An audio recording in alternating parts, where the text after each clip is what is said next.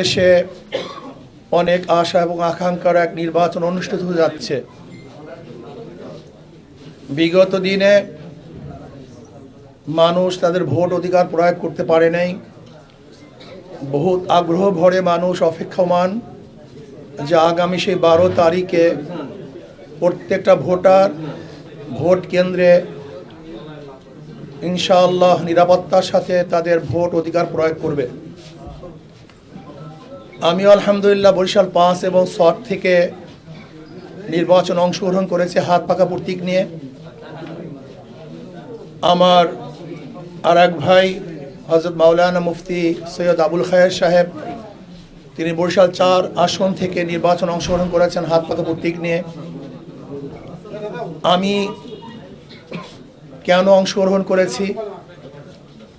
আমি বিশ্বাস করি বর্তমান প্রচলিত যে বন্দোবস্ত আছে, এই বন্দোবস্ত মানুষকে, বাংলাদেশের জনগণকে নিরাপত্তা দিতে ব্যর্থ হয়েছে, জুলুম অত্যাচার অবিচার বন্ধ করতে ব্যর্থ হয়েছে, এদেশের টাকা বিদেশে পাচার করতে ব্যর্থ হয়েছে, গরিব দুঃখী মেহনত মানুষের অধিকারকে বাস্তবায়ন করতে পারে নাই, শিক্ষার উন্নয়ন ঘটাতে পারে নাই, চিকিৎসার উন্নয়ন ঘটাতে পারে নাই। আমাদের দেশের যেইভাবে উন্নয়নের কথা ছিল সেইভাবে উন্নয়ন আমরা করতে পারি নাই। মুসলিম, হিন্দু, বৌদ্ধ, খ্রিস্টান সকল জাতের সকল ধর্মের মানুষ যেভাবে ঐক্যবদ্ধভাবে দেশটাকে গড়ার কথা ছিল সেইভাবে আমরা করতে পারি নাই। এর জন্য আমি চাই আগামী 12 তারিখে সকল ভোটারগণ হাত পাকা প্রতীকে ভোট দিয়ে বাংলাদেশের অসমাপ্ত কাজগুলিকে ইনশাআল্লাহ পূর্ণ করার ইনশাআল্লাহ প্রত্যয় গ্রহণ করবে এবং আল্লাহর জমিন আল্লাহর হুকুমত কায়েম করে প্রত্যেকটা মানুষের অধিকারকে ফিরিয়ে দেওয়ার জন্য আমি সমস্ত ভোটারদেরকে আহ্বান রাখব। যদি কোরআন ও সুন্নাহর আইন বাস্তবায়ন করতে পারি তাহলে সাম্য, মানবিক মর্যাদা, সামাজিক ন্যায় বিচার প্রতিষ্ঠিত হবে, প্রত্যেকটা মানুষ অধিকার পাবে। শুধু তাই নয়, আমি শুধু মানুষই বলবো না, ইসলাম হুকুমাত হয় তাহলে মানুষের সাথে সাথে প্রত্যেকটা মাখলুকাত ইনশাআল্লাহ তারা নিরাপত্তা পাবে। এর জন্য আসুন আগামী নির্বাচন যেন সুস্থ হয়, এর জন্য প্রশাসক যারা প্রশাসনে আছেন আমি তাদেরকে অনুরোধ করব, দীর্ঘদিনের আশা এবং আকাঙ্ক্ষা নির্বাচন হতে যাচ্ছে, কোনো অবস্থায় যেন প্রশাসন কোনো দিকে ঝুঁকে না যায়। আমরা এই দিনে লক্ষ্য করতেছি প্রশাসনের যে ঢিলা ঢালা অবস্থা, তাতে এক সুষ্ঠু নিরপেক্ষ গ্রহণযোগ্য নির্বাচন দিতে পারবে কি না জনগণ সন্দেহ করছে। এর জন্য আমি বলবো কোনো অবস্থাতেই যেন কোনো দিকে ঝুঁকে না যায় এবং দখলদারি, জোর, কালো টাকার ব্যবহার যেন কোনো অবস্থাতেই নির্বাচনে না হয়। আমি সাংবাদিক বন্ধুদেরকে বলবো, আপনারা জাতির বিবেক, আপনারা যদি ইনশাআল্লাহ বস্তুনিষ্ঠ সংবাদ পরিবেশন করেন এবং জাতির প্রত্যেকটা প্রকৃত অবস্থা যদি তুলে ধরেন তাহলে ইনশাআল্লাহ এদেশ সঠিক পথে চলতে বাধ্য। আমরা কোনো অবস্থাতেই বিপথে যাওয়ার কোনো সুযোগ থাকবে না যদি আপনারা সঠিকভাবে আমাদেরকে পরিচালনা করেন। কিন্তু আপনারা যদি ন্যায়, নিষ্ঠা এবং বস্ত্রনিষ্ঠ সংবাদ পরিবেশন না করেন তাহলে জাতি গুমরাহির দিকে যাবে, অন্ধকারের দিকে যাবে, সেই জাতিকে কেউ আসলে অন্ধকার থেকে বাঁচাতে পারবে না। এর জন্য আসুন আগামী জাতীয় নির্বাচন, গুরুত্বপূর্ণ নির্বাচন, পুরানো বন্দোবস্তকে পরিবর্তন করে নতুন এক বন্দোবস্ত প্রণয়ন করা নির্বাচন, এর জন্য আমি আহ্বান করব, আসুন আমরা সবাই সেই নির্বাচনকে সঠিক, সুন্দর, নিরপেক্ষ, গ্রহণযোগ্য এক নির্বাচন উপহার দেওয়ার জন্য যা কিছু প্রয়োজন সব কিছু যেন আমরা করি এবং যেখান থেকে যতটুকু পারি সেই সাহায্যে আমরা অগ্রসর হই। এই বলেই আমি আমার সংক্ষিপ্ত বক্তব্য শেষ করছি। এখন কার কোনো প্রশ্ন থাকলে করতে পারেন। এখন আমি দেখছি যে অনেক আসামিকে অ্যারেস্ট করা হচ্ছে বা যারা আসামি না তাদেরকে নতুনভাবে আসামি করা হচ্ছে। যেমন ধরে নেন আমার একজন কর্মীকে যদি বলে সে আওয়ামী লীগ করে, এটা প্রমাণ করতে করতে নির্বাচন শেষ হয়ে যাবে। ধরে নেন আমার এক কর্মী কি বললো সে আওয়ামী লীগ, কেস দিয়ে দিল, কেস ঠুকিয়ে দিল, এটা প্রমাণ করতে করতে নির্বাচন শেষ হয়ে যাবে, অথচ সে আওয়ামী লীগ না। এর জন্য আমি প্রশাসনকে বলবো লেভেল প্লেইং ফিল্ড রাখার জন্য কোনো অবস্থাতেই প্রতীক বরাদ্দ হওয়ার পরে যাদের বিরুদ্ধে কেস নাই এরকম কোনো রাজনৈতিক কেস দেওয়া যাবে না, যে আওয়ামী লীগ করে সেইটা করে এরকম কোনো কেস দেওয়া যাবে না। যদি আপনি এরকম কেস দেন তাহলে আমাকেও যদি আপনি আওয়ামী লীগ বলেন, সেটা তো কোর্ট প্রমাণ করবে আমি আওয়ামী লীগ, নির্বাচন তো শেষ।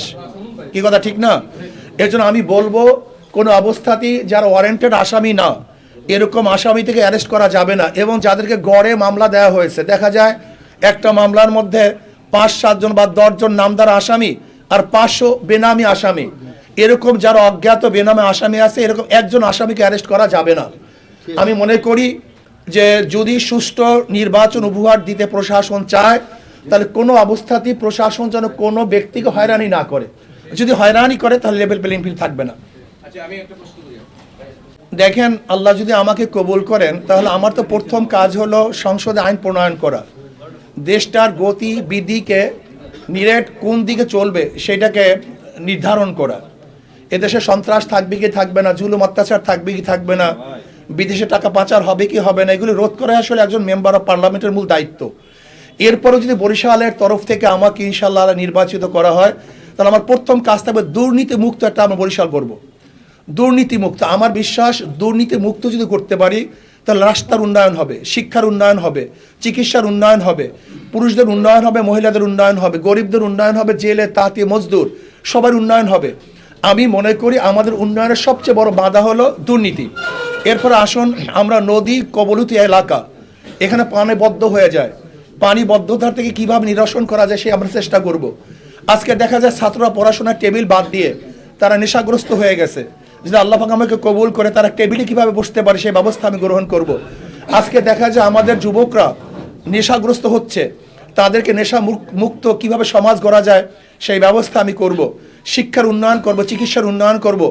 আজকে এশিয়ার মধ্যে আমাদের মেডিকেল সবচেয়ে বড়, সেইটাকে আরও উন্নয়ন করার আমি চেষ্টা করব।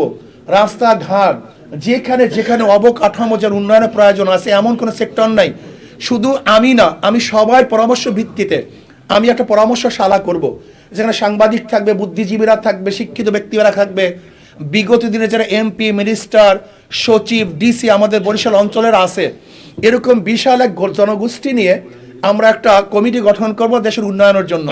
সবাই সাংবাদিক থাকবে, সেখানে সমস্ত ব্যক্তিদের পরামর্শের ভিত্তিতেই বরিশালের কি কি প্রয়োজন সব কিছু চিহ্নিত করে ইনশাআল্লাহ উন্নয়ন করার চেষ্টা করব। যে আমরা বিগত দিনে জামাতের যিনি আমির, তার সম্মানার্থে তার সিটের মধ্যে আমরা নমিনেশন পেপার সাবমিট করিনি হাত পাকার পক্ষ থেকে। তিনি আমাদেরকে সম্মান করে তাদের প্রার্থীকে এখান থেকে তুলে দিয়েছেন, এর জন্য তাকে ধন্যবাদ, আমরা শুকরিয়া জ্ঞাপন করছি। আমি কালকে জনাব অ্যাডভোকেট হেলাল সাহেবকেও আমি মোবাইলে ধন্যবাদ জ্ঞাপন করছি এবং অন্যদেরকে ধন্যবাদ জ্ঞাপন করেছি। না, বর্তমানে ইসলামী আন্দোলন বাংলাদেশ নতুনভাবে অন্য কোনো জোটে যাওয়ার এখন পর্যন্ত আর কোনো সুযোগ নেই। আর দ্বিতীয় কথা হলো আওয়ামী লীগের ভোটাররা কাকে ভোট, অবশ্যই শরিয়া ভিত্তিক কোরআন ও সুন্নাহ ভিত্তিক যদি আইন প্রণয়ন তারা করে এবং সুযোগ হয় তাহলে আবার হবে। কোরআন ও সুন্নাহর ভিত্তিতে যদি আইন প্রণয়ন, আমাদের তো মূল এক বাক্সের মূল থিমটা ছিল ইসলামের পক্ষে একটা বাক্স। যখনই তারা বলেছেন যে আমরা কোরআন ও সুন্নাহর ভিত্তিতে শরিয়ার ভিত্তিতে আইন প্রণয়ন করব না, আমাদের একজন ভদ্র মহিলা, খ্রিস্টান ভদ্র মহিলার প্রশ্নের জবাবে তিনি বলেছেন, তখন তো আমাদের এক বাক্স আর থাকে না, কারণ আমাদের এক বাক্স নীতিটা ছিল ইসলামের পক্ষে একটা বাক্স। এর জন্য এখন ইসলামের পক্ষে হাত পাকার বাক্স আছে। দ্বিতীয় আপনার প্রশ্ন হলো এই যে আওয়ামী লীগের ভোটাররা কাদেরকে ভোট দেবে, এই প্রশ্নের জবাব কিন্তু 5ই আগস্ট থেকে আমি দিয়ে আসছি। আমি বারবার বলেছি আওয়ামী লীগ যারা করে, আওয়ামী লীগ করার কারণে আপনার দেশের নাগরিকত্ব বাতিল করেননি, সরকার তো দেশের নাগরিকত্ব বাতিল করেনি, সে দলকে সে ব্যক্তি করছে, সরকার কি করছে, দল অবৈধ ঘোষণা করছে বা দল এখন কার্যক্রম বন্ধ করছে, নিষেধাজ্ঞা জারি করছে, কিন্তু তাদের তো নাগরিকত্ব বাতিল করেনি। যদি তারা দেশের নাগরিক থাকে তাহলে তার নাগরিকত্বের গ্যারান্টি দেওয়ার দায়িত্ব কার? সরকারের। যদি তার বিরুদ্ধে কেস না থাকে, মামলা না থাকে, তাহলে তার নাগরিকত্বের দায়িত্ব, তাকে নিরাপত্তার দায়িত্ব তো সরকারের। কাজে অবশ্যই যাদের বিরুদ্ধে কেস নেই, যারা অন্যায় করে না, অবিচার করে নাই, যদি সে নাগরিকত্ব বাতিল না হয় তাহলে আমি মনে করবো অবশ্যই তার নাগরিকতার গ্যারান্টি এবং তাকে সুযোগ সুবিধা দেওয়ার দায়িত্ব সরকারের। নাম্বার 1। নাম্বার 2, আওয়ামী লীগের ভোটাররা কাকে ভোট দিবে? যাদের মাধ্যমে তারা নিরাপত্তা পাবে, জান মাল ইজ্জত, ব্যবসা বাণিজ্য নিরাপত্তা পাবে, তাদেরকে ভোট দিবে। এখন যেরকম আমার মূল কাজ সফর, তখন তো মূল কাজ আমার এইটাই হবে। দেখেন, একটা হলো সুরক্ষা। আমরা শুধু সাংবাদিকদের নয়, বাংলাদেশের প্রত্যেকটা নাগরিককে সুরক্ষার ব্যবস্থা করব ইনশাআল্লাহ। প্রত্যেকটা নাগরিকের সুরক্ষা কিভাবে দিতে হয় সেই ব্যবস্থা আমরা করব। আমি কালকেও কর্মী সম্মেলনে বলেছি, তোমরা খাদেম হও, রাজনৈতিক কাজটাকে খেদমত মনে করো, এটা ভোগের বা ব্যবসার জায়গা মনে করবে না। এটা আমি কালকে আমাদের কর্মীদেরকে বলছি। এর জন্য আমরা মনে করি রাজনৈতিক খেদমত এটা ব্যবসার জায়গা না। এতদিন ক্ষুধার্ত ছিলাম, এই বক্তব্যটাই হলো আমাদের ধ্বংসের মূল কারণ। এতদিন ক্ষুধার্ত ছিলাম, এই বক্তব্যটা হলো সমস্ত ক্যান্সার, এটা ধ্বংসের কারণ। কারণ রাজনৈতিক আমরা ক্ষুধা নিবারণের জায়গা মনে করি। আসলে রাজনৈতিক ক্ষুধা নিবারণের জায়গা নয়, বরং এটা খেদমতের জায়গা, সেবার জায়গা। আমি আমাদের নেতা কর্মীদেরকে সেবার জন্য তাকিদ করছি, প্রশিক্ষণ দিচ্ছি, আমরা সেবা করবো। নাম্বার 1। নাম্বার 2, আপনারা জানেন ইসলাম নারীদেরকে সবচেয়ে বেশি সুরক্ষা দিয়েছে, নারীদের অধিকার বাস্তবায়ন সবচেয়ে বেশি করেছে। কিন্তু ব্রিটিশ এবং পাশ্চাত্যদের যে নিয়ম যে কানুন, তাতে আমাদের নারীদেরকে সুরক্ষা করতে পারে নাই, বরং আমার নারীরা সবচেয়ে বেশি ধর্ষিতা হচ্ছে, ইফতিজিনের শিকার হচ্ছে। আমার মা বোনরা সবচেয়ে বেশি আজকে বিবাহ বন্ধনে বিচ্ছেদ ঘটাচ্ছে। আজকে আমাদের সমস্ত মা বোনরা অধিকাংশ মা বোনরা অ্যাসিডে দগ্ধ হচ্ছে। আজকে দেখা যায় আমার ওই তিন্নি ফিন্নি সহ বহুত মা বোনেরা জেলের মধ্যে ধুকে মরছে। ইসলাম এমন সুরক্ষা গ্রহণ করবে, আমার একটা মা বোনের ইজ্জাত হানি হবে বলে আমি মনে করি না।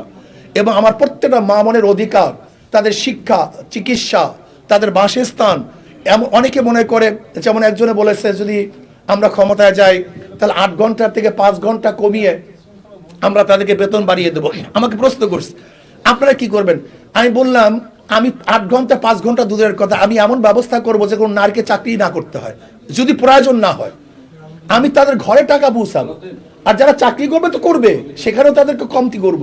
কিন্তু আমি এমন ব্যবস্থা করব যেন আমার মা বোনের একজন মা বোন না খেয়ে না থাকে, সবাই যেন ভরপুর খেতে পারে, ভরপুর পরিধান করতে পারে, সুখে স্বাচ্ছন্দ্যে জীবনযাপন করতে পারে, এরকম ব্যবস্থা করবে ইনশাআল্লাহ, যদি আল্লাহ কবুল করেন।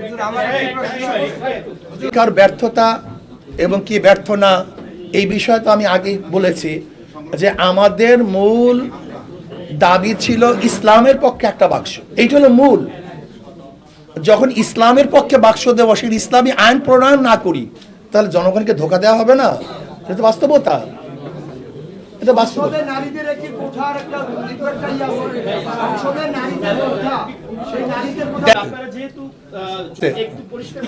না, তারা তো বলছে কাজ হবে না, তারা তো নিজেরা বলেছে আমার সাথে কাজ করবে, এটা তারা সাংবাদিক সম্মেলনে নিজে স্পষ্ট করে দিয়েছেন যে তারা কাজ করবে। তো আমি তো আগেই বললাম, তারা তো বলছে কাজ করবে। আমি তাকে কালকে টেলিফোন করেছি, আমি কালকে নিজেই টেলিফোন করেছি। হ্যাঁ অবশ্যই, আজ প্রচারণা তো কালকের থেকে শুরু, কালকের থেকে এখন পর্যন্ত বলতে পারছি না। আমি বলতে পারবো যখন প্রচারণা শুরু হবে, তখন সমতা আছে কি নাই, তখন ব্যাপারটা স্পষ্ট হবে, এখন স্পষ্ট হচ্ছে না। আমাদের তো সরোয়ার ভাইকে আপনারা সবাই চিনেন, জানেন, সে বারবার এখানে এমপি ছিলেন, হুইপ ছিলেন, আমাদের এখানে মেয়র ছিলেন, তাকেও চিনেন। সে কি করেছে, কি বক্তব্য দিয়েছে, যদি বরিশালের জনগণ তাকে আবারও নির্বাচিত করে সেটা তাদের ব্যাপার। কিন্তু আমি আহ্বান করব বরিশালের জনগণকে, সরোয়ার ভাইকে দেখেছেন কিন্তু আমাকে এখনো দেখেন নাই। যদি মনে করেন ইসলামী আন্দোলন বাংলাদেশের যে ক্যান্ডিডেট, আমি যদি সংসদে গিয়ে বোবার মতো থাকি, তাহলে আমাকে সেখানে পাঠানো আপনার ঠিক হবে না। কারণ সংসদে একজন বোবা পাঠিয়ে লাভ নাই, হ্যাঁ এবং না এর পক্ষে শুধু হাত তোলার পার্টি পাঠিয়ে সেখানে আমার মনে হয় লাভ নাই। যদি মনে করেন আমিও সেখানে বোবার মতো থাকবো, তাহলে আমাকে পাঠানো ঠিক হবে না। আর যদি মনে করেন না আমি বোবা থাকবো না, বরং দেশের পক্ষে, মানবতার পক্ষে, এই দেশের জনগণের পক্ষে আমি বাঘের মতো হুঙ্কার দেব, আমি স্পষ্ট কথা বলতে পারবো, তাহলে আমি বলবো বরিশালের জনগণ একটাবারের জন্য আমাকে পরীক্ষা করুন, ইনশাল্লাহ ফেল করবেন না, পাস করবেন ইনশাআল্লাহ। আল্লাহ আমাদের সবাইকে কবুল করেন। আল্লাহ দুটোটা কি 2 জায়গাতে ইনশাআল্লাহ জয় হবার জন্য ইনশাআল্লাহ আমি আশাবাদী, আলহামদুলিল্লাহ।